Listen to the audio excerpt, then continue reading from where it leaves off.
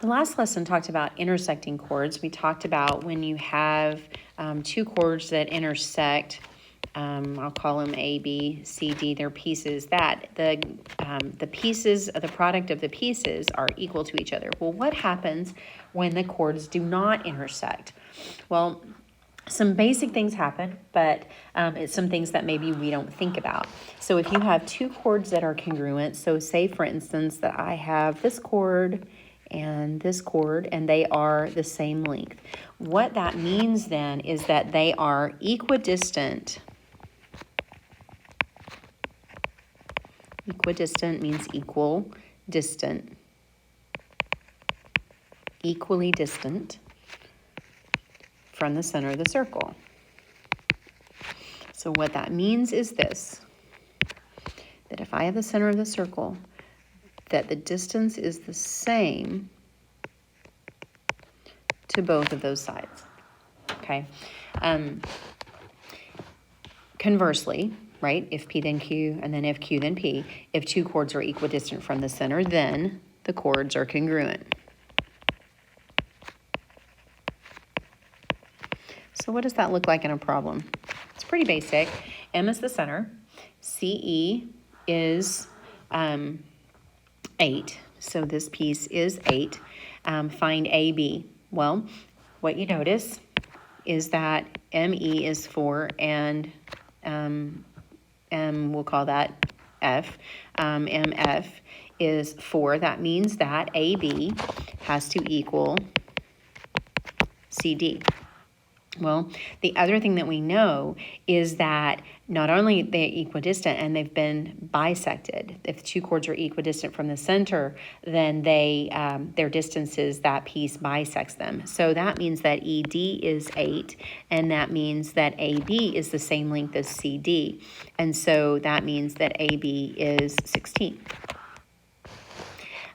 Same thing with number 2. If M is the center and if AB is 18, so this entire distance right here, the length of that chord is 18. Find DE. Well, here's the key, and there's always a reason in geometry. If you're given information, there's a reason for it. The same distance, they're the same distance from the center, which means CD is 18, which means that DE must be 9. It's half the length because it has been bisected. That's the perpendicular bisector.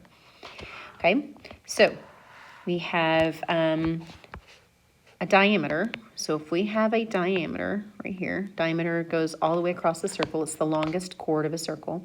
If it is perpendicular to another chord, so say I have another chord and they are intersected. If it's perpendicular, and these two go together, actually, if the diameter is perpendicular to the chord, then it bisects the chord.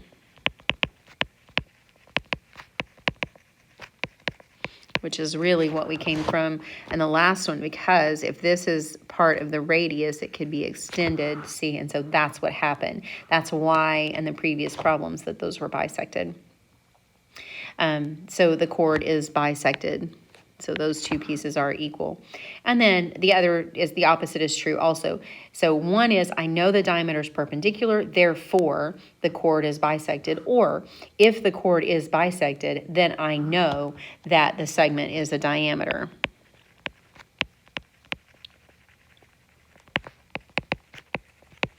And if we were mixing these with the other types of problems that we were doing, that would be important because it would create... it could create a semicircle with 180 degrees, and we would be able to tie our problems together. So if we look, M is the center and AB is 30. Find FD. Okay, so here's where you got to be creative. So if AB is 30, well, AB is the diameter, and we know that each of those pieces is 15. We know that it's bisected, right? So we know that FE is equal to ED. Now, here is the tricky part right here. This piece is 15. So is this, so is this, so is this. And here's the most important one right there. That is also 15. The radius is 15 all the way around. Why is that important? Because if I want to know what FD is, then I need to know what ED is. Well, that creates this right triangle right here. So I can do Pythagorean theorem. So you have to be creative about where you put your radius. And so you do Pythagorean theorem, you do a squared plus b squared is equal to c squared. And so when you go through and you find 15 squared minus 6 squared, take the square root of that.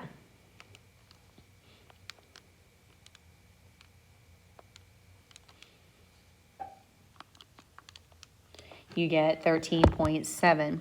So 13.7 times 2, and you get 27.4. Or if you hit it on the calculator and you didn't round before you hit on the calculator, which is better practice, you would get 27.5.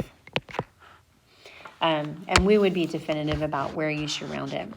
Okay, so on number 4, if M is the center, if AB is 26, so just start labeling what you know. AB is the diameter. If it is 26, that means that AM is 13 and MB is 13. I go ahead and start labeling because I figure I'm probably going to need something about that. And then I have that that other chord is 20. Well, that piece, that X, is perpendicular. And so since it's perpendicular, it is bisected, so that is 10. So if I want to know what X is, how far is what is the distance from the center to the chord, then again, I'd use Pythagorean theorem because we have this right triangle right here. So a squared plus b squared is equal to c squared. So when you do 13 squared minus 10 squared, you find out that X is 8.3. So that is the distance from the center of the circle to that chord of the circle. So 5, we would do the same thing. It's the same. You have to kind of get creative when you're looking at it. If that entire distance, if it's labeled there like it is in the middle, 18, then that means it's the whole length. So that means this is 9 and this is 9. This piece is 7 and this piece is 7. And so you would use Pythagorean theorem, a squared plus b squared is equal to c squared, and this right triangle to find your pieces. Be careful, 9 is your hypotenuse, so you would have x squared plus 7 squared is equal to 9 squared. And when you do that math, you get that x is equal to 5.7. So that is how far that chord is away from the center of the circle. In this second problem, the problem is that it's not drawn in a way that makes sense to us, but notice that this is the radius. Well, I can put the radius anywhere I need it, and if I've got that right angle, I'm probably going to need a right triangle. So I'm going to push that angle, or that, not that angle, that X, that radius over here so that it forms this right triangle, because now it makes it really easy because that radius is also the hypotenuse of that right triangle. So I would do 4.2 squared plus, now the whole thing is 10, which means that's 5 and that's 5. So 4.2 squared plus 5 squared is equal to x squared. And when you do Pythagorean theorem with that, you get that x is equal to 6.5 squared. And the same thing, now I'm asking for the whole thing, x. So I'm going to call this A for the time being. I'm going to use this right triangle. Now, you might notice there's an 8 and a 15, but notice the 15 is on the hypotenuse, which means this is not an 8, 15, 17 triangle. So you would find that missing piece, a squared plus 8 squared is equal to 15 squared. When you subtract, you get that A is 12.7. And when you double that, because I want to know what x is 25.4. Okay, so here's the biggest thing that you need to learn from this is be creative sometimes about how you're looking at it. Don't forget that your radius can be moved around and can be drawn anywhere, regardless of where it's given to you. You can draw it anywhere in the circle where it might be helpful, particularly when you have those right angles, because then that creates the hypotenuse where